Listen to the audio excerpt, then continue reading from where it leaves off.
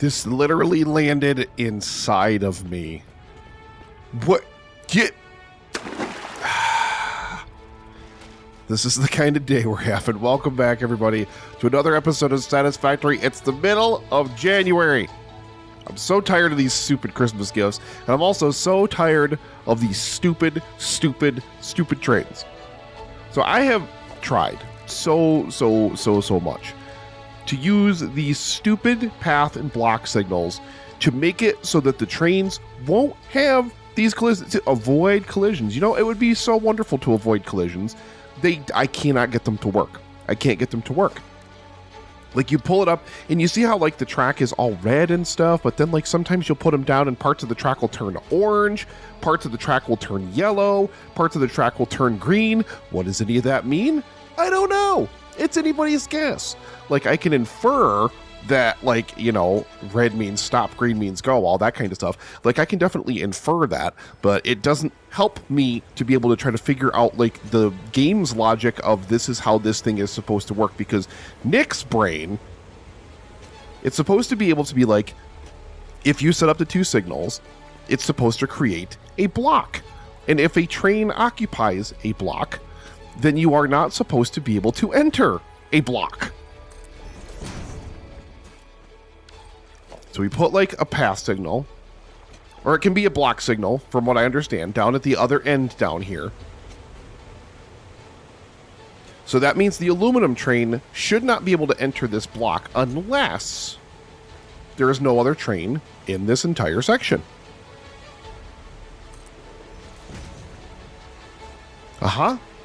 And they just say that they are looping around each other. I cannot get them to stop doing that. But then what if I just start adding more of these things in here? You know, like maybe at this intersection here. We just add another one in here. Like here. Now this one's stopped. Now see, this is like lighter orange. But that doesn't, I don't know what that means. It doesn't tell me anything. That doesn't, like, say, hey, this is what that means. I don't get it. But what if we put another one here? Now this section is yellow. I don't know what that means. None of it makes literally any sense. Do I sound salty? I'm a little bit salty because I've had to deal with so many of these train collisions. There is so much to show you guys. Normally that's always true. I always say that I've got so much to show you guys, but I haven't been able to record in about a week because I haven't had a voice because of, you know, pandemic-y related things. So, you know, it's my first time actually being able to record, and since I've had a lot of downtime, or more downtime than normal anyway, I have been able to, you know, play a lot. So there is a lot that has changed in this world, a lot of different things that I have made, but all that stuff is going to come in due time. We may not even get to all of it Okay, that's the moon behind the thing. Oh, boy. Okay. All right, get in the waterfall train. Turn this guy on. Get out of here. Just go. So yeah, I don't know how these block and path signals are supposed to work. So I tried so hard to meticulously time the trains out. The waterfall track takes about 5 minutes, 58 seconds because of its 3 stops. But I think the trains are in the station for less time if they don't have to, like, unload the full cars.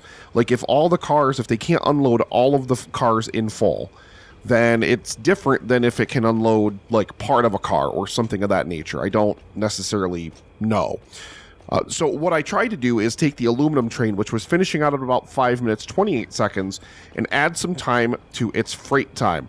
So if we come in here to where the train is set up here, you can actually come to each station and you can edit the timetable at each station.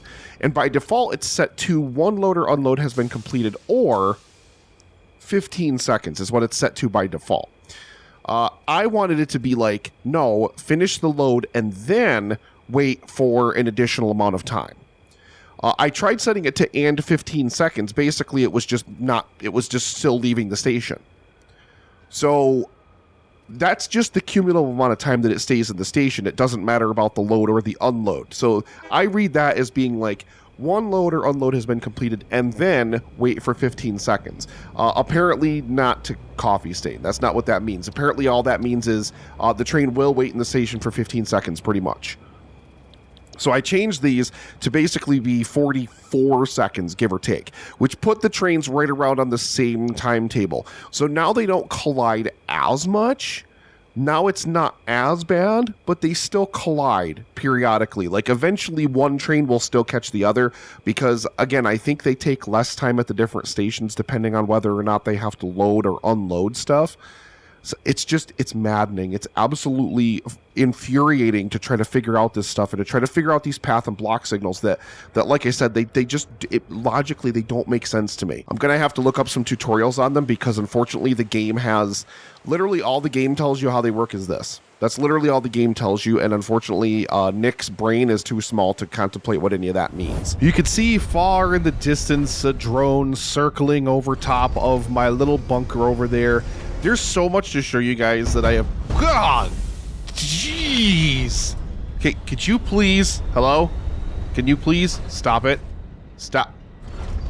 Oh, boy.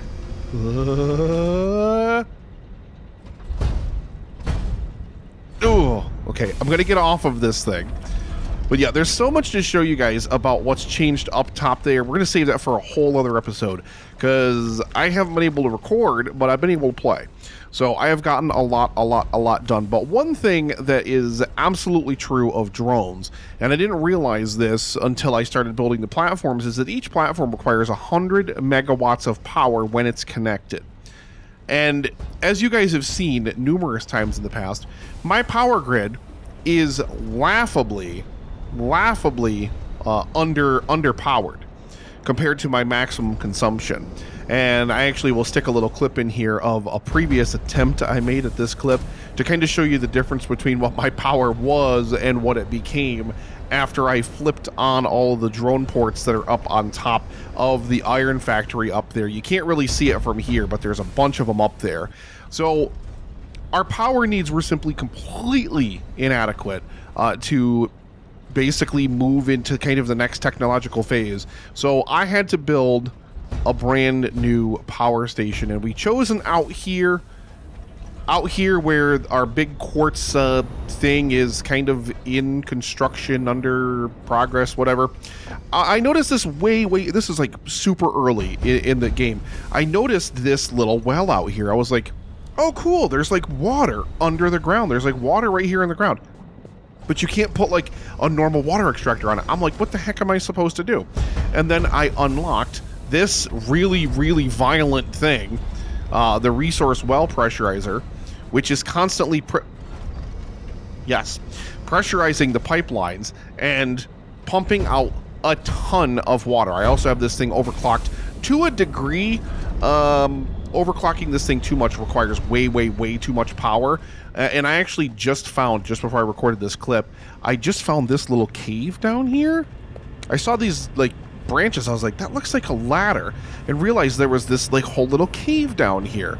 So I decided to stick a water extractor down here. We double overclocked this guy, and we've got a pump and everything in there running, bringing extra water up. So that way, that's 60 megawatts versus like 120 just for turning this thing down by like 20%. But we needed all this water because it's finally time to build the biggest and the final coal power plant that I'm ever going to build. Welcome to Power Station Charlie. This power station has more capacity than Alpha and Bravo combined. There are 24 coal power plants inside of this facility, all running at maximum capacity. So basically we need 600 water per side, and we need somewhere in the neighborhood of like 360 coal per side just to run. No, that's not right. It's like 15, so it's like 180, so it's like 360 for the whole building. So like 180 for each side over here. It's very nondescript. There's not a whole lot of anything in here other than the actual coal plants themselves. And I actually have a little switch out here so you can kind of see the amount of power that this is shooting into the grid here. 1,800 megawatts. It's huge. It's like I said, it's double the capacity of Alpha and Bravo combined. Alpha has 10 power plants, and Charlie has 12. So I am so proud of this build. I actually just finished kind of completely tinkering with this thing. I wanted to give it some nice decorative elements. So there's nothing up on top of the building up there. That is just a glass roof with some vertical supports. We've got these big giant chonky boy supports out here out the front. And this is one of my favorite little elements that I've kind of added onto this building here. These are beams. These are painted beams. And they go into these little beam connectors here. And they kind of are running just all in through these windows. See, this is just windows and there's 1 meter walls. But then we've got these little beam separators here just kind of popping out a little bit. They only stick out just a little bit, but it's enough to give a little bit of depth and a little bit of extra texture to the walls here. And I mean, yeah, I could do something with this up here. I'm not 100% sure. There was part of me once upon a time that was like, maybe I should stick a train station up here. But a train station I'd have to take the roof structure out and like revitalize that. Although I'm kind of really thinking about it now. And God, how cool would it look if I had a train coming up here? Okay, I'm getting distracted. Don't plant that idea in my head, because I don't know how I would have to reroute half of the train lines to get it to come in here. But that's neither here nor there.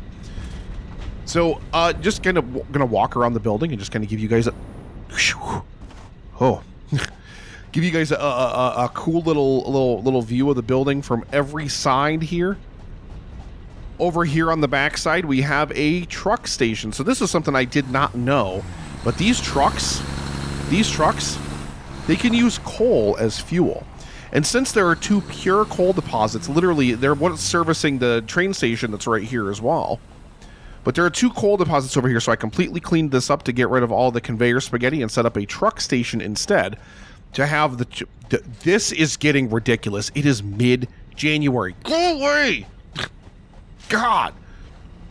Yeah, we set up a little truck station over here, and we have both of these trucks. There's another truck that goes, yeah, there he is. He goes up and drops stuff off up there. And then it basically, picks up coal and just brings it right over here. But since coal is already the fuel for the truck as well, it can just kind of endlessly cycle. I don't have to worry about bringing gas here or batteries or anything like that. So that's why there's no drones set up over here. I know I really want to have drones set up pretty much at... These two haven't figured out how to share the space yet, sadly. They really, really haven't. I had them synchronized perfectly to where one of them when like the one guy was here loading, the other one would be at his, normal station, but that apparently has fallen by the wayside. But yeah, over here on the backside, of course, we have the same kind of entrance structure. I want to probably put some lights in here. I wish there were more lighting options though, besides those big, massive, giant factory lights, because they're huge, and I don't really want those in here. I also love that glass roof. I think it looks really good.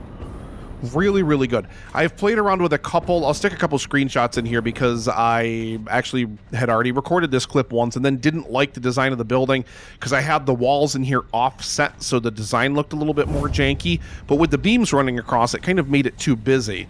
So I think this simplifies it. This cleans it up. You definitely get some depth. You get that kind of black from the walls in the back there, kind of poking out here with the beam connectors on the front side. And then you've just got these nice clean white lines kind of separating everything coming through. I love this design. You guys have to let me know what you think of this, because I really, more than anything else, not only did I need a new power station, and not only did I need to bring that power station online to help my very, very beleaguered grid, but what I also really wanted to do was finish a build. This build is done. Like, I could add things in here. I could do more. Like, I could put a train station up on the roof or something else. Anything else could go up there. I could put literally anything on the roof I wanted to, but the build ostensibly is done. If I never do anything else to it, I'm very proud of this. I think it looks great. But if we come down in here in the basement, this is the kind of thing that I love to do. Like, we've got this just little ugly underground area where all of our pipes are bringing our water in from the extractors and everything. We've got our coal coming in from the truck station, and then it gets distributed here, over to there, and over to there. So it's distributed to all of the power plants. Our pumps and stuff, we've got random power wires and all that stuff. This is the power that's going down underground to run the pump and everything in the water extractor that's down there. But yeah, I think that this looks absolutely gorgeous, and I stole the color scheme from Power Station Alpha too, because I really do love that kind of green and purple, that kind of juxtaposition there. I think that that looks really, really good, so I kind of wanted to bring that back in here as well. And if we jump over on the other side over here, we've got this kind of the white pipes continuing the motif from outside, but then the belts also follow the same scheme, the color scheme from the power plants as well. 24 coal power plants, but they don't. Only 75 megawatts per plant. They just don't produce enough power to offset, like, this thing alone, and this is if it's not overclocked. So if I didn't overclock this thing alone, oh, jeez. Well, now it's not going to use anything. But yeah, this thing alone uses 150 megawatts, and that's just at its regular operating speed. Now, I had it overclocked to, what did I have, 1,000 cubic meters of water. The rest of it's getting supplemented by the extractor that's down underground there. And it's using 340 megawatts of power. So that's like 5 of those plants in there are running just to run the water, to pump all the water that we need into this thing. And that's not even actually including this one. That one's another 60, so what, it's probably 400 total? So, I mean, it's using a ton of power just to be self-sustaining, just to run itself. But now that it is, I think it's absolutely glorious. I've been proud of a build in this game. Like, I love the aluminum factory. I love, like, I'm kind of constantly trying to change things up and do things a little bit differently. And this, I think, represents more than anything kind of that evolution. You guys have to let me know, like I said, what you think of this build. But that's going to do it for another episode of Starting Over in Satisfactory. That drone is still circling over there at the Iron Factory. I think that's one of the steel drones, because I think my steel production's backed up over there. There's tons of stuff. I got so much to show you over there. I really want to do a whole episode just kind of dedicated to kind of walking you guys through what's going on up there. But it's going to start with mothballing Christmas. I'm so tired of all this Christmas stuff, so we're going to get rid of literally everything and shove it basically in boxes over in a corner and forget about it for a while. We'll do something with it later. Who knows? But check it out. Power Station Charlie. Let me know what you think down in the comment section below. Make sure you like the video. Make sure you subscribe to the channel. Do all that stuff. It really, really does help me out a lot. Thank you so much for watching, and I will see you in the next episode.